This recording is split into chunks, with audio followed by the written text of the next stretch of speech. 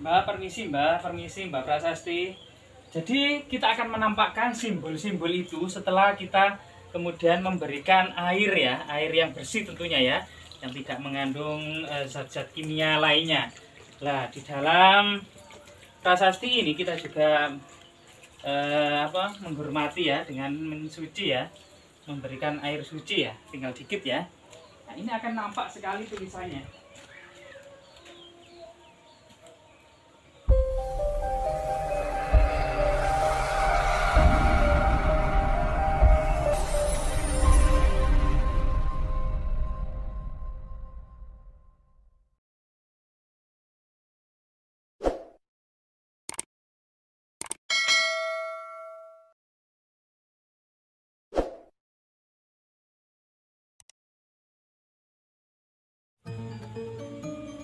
Bener rekam ya.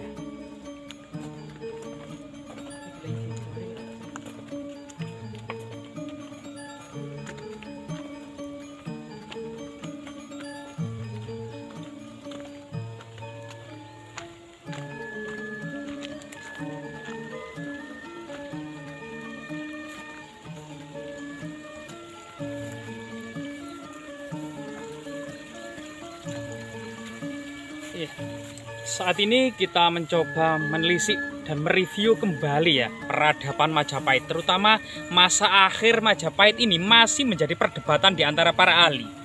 Di persawahan ini ya, yang di dalam prasastinya yang akan kita selidiki nanti prasastinya, dikatakan bahwasanya tanah ini, tanah ring peta ini memiliki tanda-tanda yang baik gitu loh. Karena mungkin dari segi irigasi gitu ya, dari segi kemudian kesuburan tanahnya tepat di lereng gunung aktif ya, Gunung Welirang ini. Bahkan artefak-artefaktual gitu ya, selain kemudian kesuburan tanahnya. Lah seperti ini, coba tomat ini sangat buahnya itu sangat lebat sekali. Kalau ini pakis sayur ini pakai sayur, ini yang masih muda-muda seperti ini. Nah ini biasanya pakai sayur ya, misalnya untuk masakan Padang atau oseng-oseng gitu ya. Bahkan kalau kita lihat di tanah ini sebenarnya banyak sekali mengandung artefak-artefak ya yang luar biasa sekali. Ya misalnya seperti ini ya. Jadi kita tidak memungkiri di tanah ini banyak sekali jejak guci-guci atau artefak-artefak keramik Tiongkok ya, berbagai macam dinasti. Ada dinasti Sung, dinasti Ming, dinasti Yuan gitu ya. Nah ini artinya memang di sini dulu pernah menjadi sebuah area yang ramai ya, ada semacam tempat suci. Nah bahkan pecantum tembikar juga cukup banyak di area ini. Nah ini pada masa akhir Majapahit ini muncul beberapa raja. Bahkan seorang sejarawan Belanda mengatakan pada masa akhir Majapahit ini, Majapahit dipimpin oleh dinasti baru yang dikenal dengan dinasti Girindra. Apakah dinasti Girindra ini merupakan dinasti baru atau penguasa baru selain dinasti Rajasa gitu ya? Kemudian Purbacaraka maupun Profesor Habib Mustopo maupun Profesor Hasan Jafar ya, terutama Profesor Hasan Jafar dalam bukunya Masa Akhir Majapahit itu mengatakan bahwasanya Girindra ini juga merupakan dinasti Rajasa. Karena Rajasa atau Sang Girinata yaitu Ken Arok itu sendiri ini juga merupakan bergelar giri ya, giri atau gunung. Jadi memang penguasa Singosari dan Majapahit ini banyak yang menggunakan gelar gunung. Parwata Girinata, Girinata, Sailendranata, Sailendrawangsa, Girinata, Giriwangsa, Parwatanata, Barbang Girindrawardhana. Termasuk nanti coba kita memasuki sebuah prasasti yang sangat bersejarah ini, salah satu yang bisa menyibak tabir masa akhir Majapahit.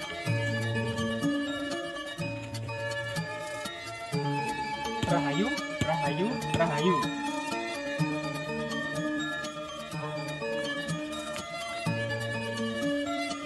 Nah, permisi Mbak, permisi. Coba kita bawa dulu ke Mbak Prasasti ya.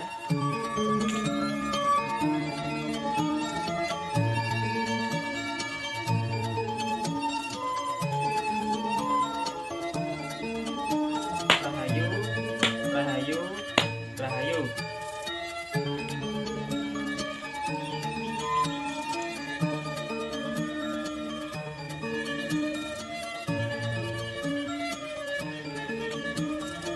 dalam prasasti inilah memuat informasi-informasi yang sangat penting ya.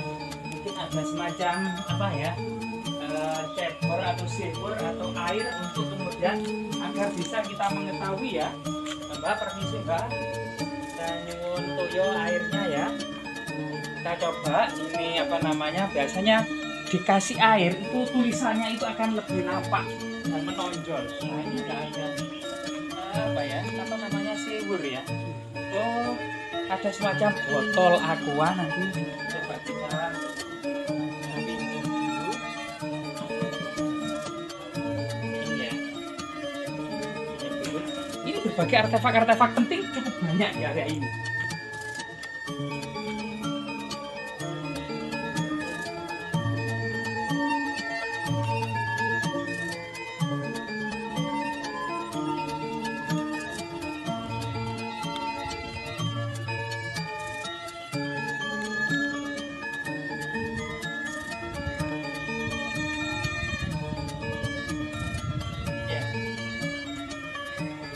Permisi Mbak Prasasti. Jadi kita akan menampakkan simbol-simbol itu setelah kita kemudian memberikan air ya, air yang bersih tentunya ya, yang tidak mengandung zat-zat kimia lainnya. Nah, di dalam prasasti ini kita juga menghormati ya dengan suci ya, memberikan air suci ya, tinggal sedikit ya. Nah, ini akan nampak sekali tulisannya.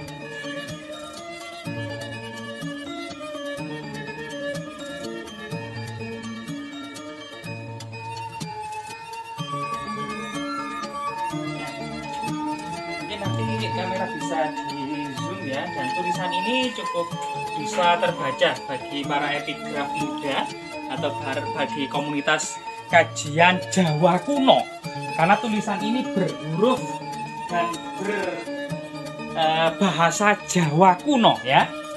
Nah, ini yang pertama kita bisa lihat di sini adalah simbol matahari.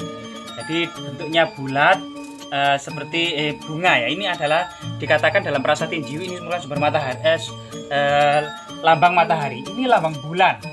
Jadi tetap bulan sabit dan ada sinarnya ya, seperti bunga.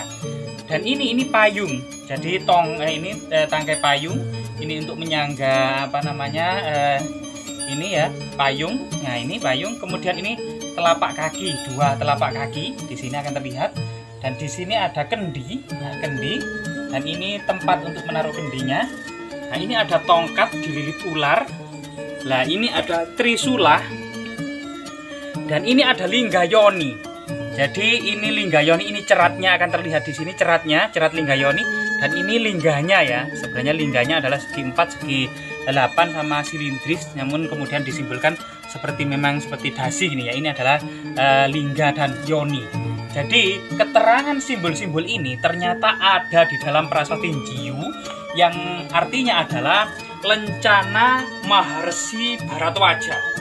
Maharsi Bharatwaja ini muncul dalam epik Mahabharata yang merupakan guru atau sekaligus ayah dari Maharsi Drona. Dan Maharsi Drona ini merupakan guru dari Pandawa dan Kurawa. Artinya sampai detik ini Majapahit itu masih mempertahankan eksistensinya sebagai kemudian kerajaan Hindu-Buddha ya, dengan simbol linggayoni, dengan epik Mahabharata. Tapi di sini gitu ya, jadi di sini memang terbaca Om Swasti. Jadi Sri Saka Warsatita ini tahunnya ini terbaca 1408. Jadi ini akan terlihat sekali ya. Ini 1408 Saka. Dijadikan Masehi ini menjadi 1486 Masehi.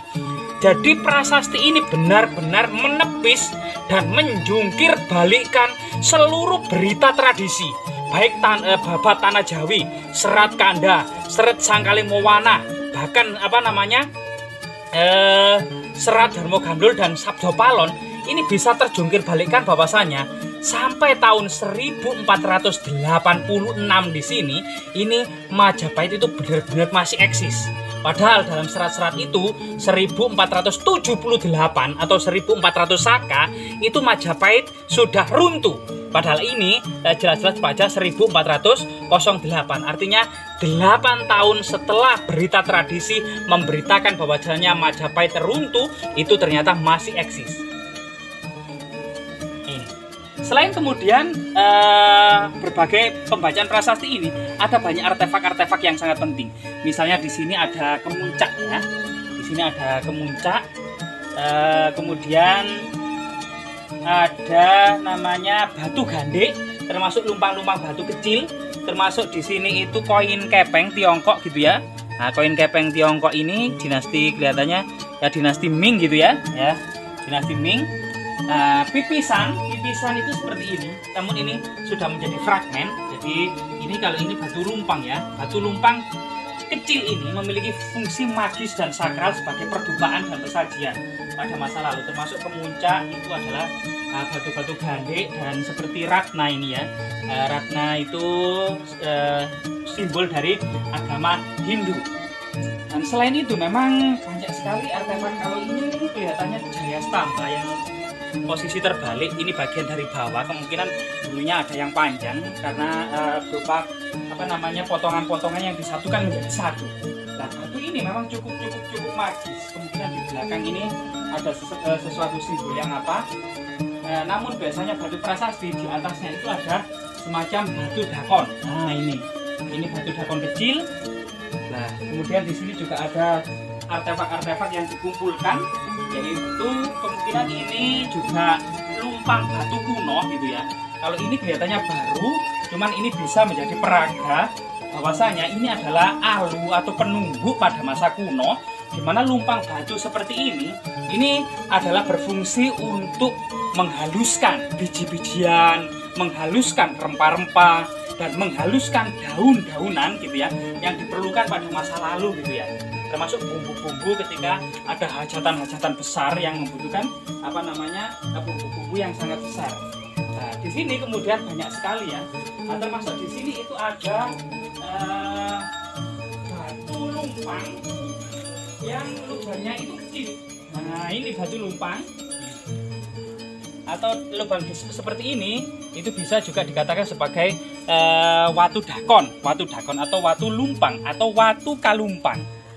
Watu kalumpang ini fungsinya pada masa lalu itu adalah seorang pendeta Magudur ketika raja beserta pate dan pejabat datang ke sini untuk menetapkan tanah-tanah peta ini ya, sekitar seluas sekitar 15 tengahan tampah. 15 tengahan tampah itu dalam prasasti Jiyu itu satu tampah itu sekitar 7.000 meter persegi. Kalau 15 berarti 7 kali 15 sekitar berapa ya? 105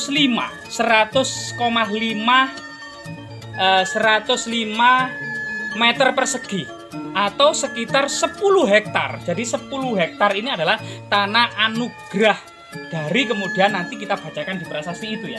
Nah, ini adalah batu kalumpang. Sekali lagi, jadi waktu penetapan seorang pendeta Magudur itu kemudian memecahkan telur dipecahkan di atas batu kalumpang sebagai tanda keputusan itu sudah ceprot, tidak bisa utuh lagi atau tidak bisa diganggu gugat. Kemudian menyembelih ayam gitu ya di atas batu kalumpang, seraya kemudian menghadap ke barat, menghadap ke utara, menghadap ke timur, menghadap ke selatan, kemudian membacakan berbagai macam doa-doa kepada dewa-dewa, dan terakhir adalah membacakan kutukan-kutukan yang sangat menyeramkan. Ya, jika siapa saja gitu ya yang merusak ketetapan raja ini, baik dari golongan 4 catur asrama. Catur asrama adalah tahapan mencari ilmu ya, masa kanak-kanak yaitu brahmacarin, kemudian berumah tangga grahasta, wanaprasta usia pensiun, dan sunyasa yaitu bertapa sampai menjemput moksa. Ini namanya catur asrama. Kemudian baik itu golongan dari catur warna. Catur warna itu merupakan kasta ya. Yang pertama adalah brahmana, kemudian kesatria, waisa, dan sudra. Kalau kemudian merusak ketetapan raja ini gitu ya, akan mendapatkan kutukan-kutukan yang sangat menyeramkan. ya, bahwasanya akan direngkah kepalanya, akan disobek perutnya, akan diburai ususnya, akan dimakan otaknya, akan diminum darahnya. Jika ke sungai akan dimakan buaya, jika ke hutan akan dipatok ular dan dimakan harimau, jika ke laut akan dimakan ikan gitu ya, jika ke gunung akan dilempar di jurang yang sangat dalam. Inilah kemudian kutukan-kutukan yang sangat menyeramkan. Dan di sini kita kembali ke prasasti peta ini ya. Bahwasanya di dalam prasasti peta ini memang selain memuat tanggal yang sangat jelas tahun 1486 pada hari Senin Pon gitu ya, tanggal 10 Juni, ini juga mengatakan bahwasanya Sri Maharaja Girindra Wardana Dyah Ranawijaya yang beserta Patih Tahan telah menganugerahkan tanah petak kepada Brahma Raja Ganggadhara yang telah membantu raja menduduki tatah Majapahit ketika terjadi perang berlarut-larut dengan Majapahit. Jadi ada kata-kata Duk Ayun-ayunan Yuda lawaning Majapahit. Maka kemudian seluruh tanah petak sak kendeng sengkernya, artinya seluruh bukit dan lembahnya ini menjadi wewenang dari Sri Brahma Raja Ganggadhara serta sak anak cucunya, sak turun temurunnya. Nah ini kemudian diakhiri gitu ya. Dan prasasti peta ini ternyata memiliki korelasi yang sama dengan temuan prasasti di desa Njiu ya, Kutorejo. Ini juga ada 4 buah prasasti Njiu yang isinya memang memuat bahwasanya pada tahun 1486 ini Sri Maharaja Girindra Wardana Dyah Ranawijaya yang sebelumnya memang seharusnya ada 2 raja, yaitu yang meninggal di Mahawisesalaya dan Muang Sang Mukteng Ring Mahalaya Bawana. Artinya 2 raja yang muksa di Mahalaya Bawana dan yang muksa di Mahawisesalaya ini entah suatu sebab apa sampai kemudian belum sempat memberikan tanah anugerah peta ini kepada Brahma Raja Ganggadhara, dan itu baru dilaksanakan ketika upacara serada atas 2 raja tersebut, yaitu dalam prasasti peta dijelaskan 2 raja tersebut adalah Dyah Suraprabawa atau Batara Ring Dahanapura yang tersingkirkan oleh Bri Kertabumi di Trowulan, kemudian memerintah Majapahit di kota Daha Kediri, serta Girindra Wardana Dyah Wijayakusuma entah sebab apa muksa mendadak yang kemudian baru diangkat menjadi raja setelah Prabu Dyah Suraprabawa. Maka 12 tahun setelah itu, yaitu Prabu Girindra Wardana Dyah Ranawijaya ini kemudian menganugerah tanah-tanah petak beserta tanah-tanah Trailokyapuri. Ada 7 buah tanah yang sekitar ukurannya 15 tengahan tampa atau sekitar 10,5 hektar masing-masing, antara lain adalah tanah petak, tanah Trailokyapuri, tanah batu, tanah sawek, tanah pengampulan, dan tanah talasan, serta tanah tanah petak, tanah Trailokyapuri, batu, sawek, talasan, pung, dan pengampulan. Jadi pung tadi kita ketinggalan ya, dan pengampulan. Dan sampai saat ini itu prasasti-prasastinya yang berencana Girindra Wardana ini masih ada in situ di lokasi. Misalnya di desa Kembang Belor di Pacet ya, masih ada di desa Njiu Kutorejo, masih ada di Dusun Keputren Kutorejo, masih ada. Kemudian di Randu Bangu Mojosari masih ada. Jadi diduga prasasti-prasasti ini atau tanah-tanah Trailokyapuri ini menyebar dari lereng Gunung Welirang lurus menuju utara sampai kemudian pinggiran Sungai Porong atau pinggiran Sungai Brantas sana ya.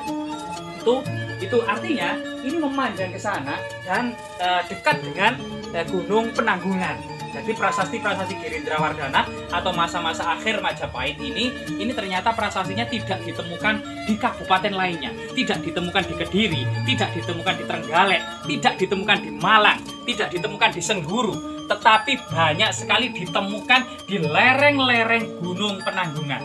Nah, artinya pada masa akhir Majapahit, setelah kemudian Majapahit runtuh di Trowulan ini, dimungkinkan memang istana-istana Sri Maharaja Girindrawardhana Diyarana Wijaya ini ada di sekitar lereng Gunung Penanggungan ya. Semoga kemudian bermanfaat dan tetap lestari.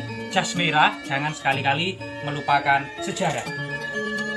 Rahayu, rahayu, rahayu.